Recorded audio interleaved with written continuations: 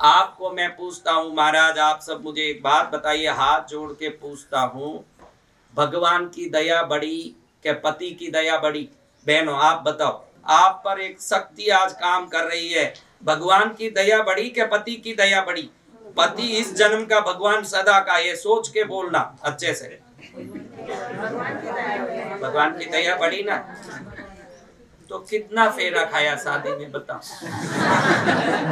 नहीं, कितना फेरा खाया? एक ही बार खाया कि हर दिन खाए?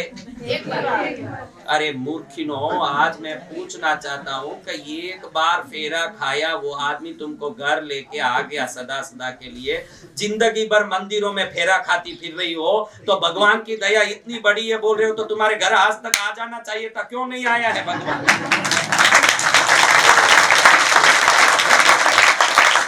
एक फेरे में एक औरत आ गई घर में, जिंदगी भर फेरा खा के क्या भगवान बोलते मेरे को नहीं आना? क्या दया कम है?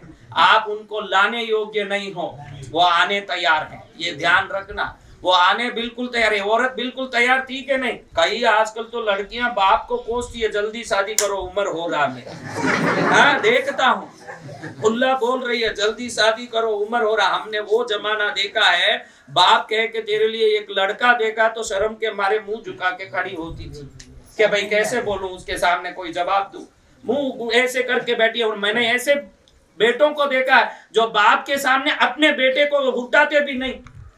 मैंने मेरे जीवन देखे। हाँ, अब बाप उठा के रखा हो तो ये उसके हाथ से कोसता है, मैं उठाऊंगा मेरे बेटे को, तुम क्या उठा रहे? लज्जा कहाँ है, शर्म कहाँ है, या कहाँ भगवान घर में आएंगे? मेरे को तो ये सवाल होता है कि आदमी 7 फेरा खाता है, जिंदगी भर के लिए पति घर आ जाती है, और जन्म भर मंदिर में फेरा खाता, आज तक भगवान के घर आने का ठिकाना नहीं। क्योंकि पत्नी के साथ आप चाहे जैसे बर्ताव कर सकते हो, ईश्वर घर आना तो तुमको पहले भक्त बनना पड़ेगा, और जो भक्त बने उसके घर भक्त नहीं हो। आप ध्यान रखना, घर में जिसके भगवान आ गए वही भक्त हैं। घर कैसे आएंगे महाराज भगवान? टीवी में शाहरुख खान नाचना नहीं चाहिए, क्या नहीं होना? तो फिर अक्षय कुमार नाच सकता? कोई बांड नहीं नाच सकता, कोई भी प्रकार का बांड नाच रहा। आप देखो, मैं आपको पूछता हूँ, आपको एक उदाहरण बताता हूँ, आप अच्छे से समझ लोगे कि आपके घर में जो देवी देवता है, उनको देवी देवता है, इनकी शक्ति है, हमारे घर में ये शक्ति रहेगी, ये सोच के रखा है कि वो बहरे अंधे है, सोच के रखा है? बताओ, आप मानते हो ना शक्ति है? तो शक्ति है तो सुनेगी कि नहीं शक्ति?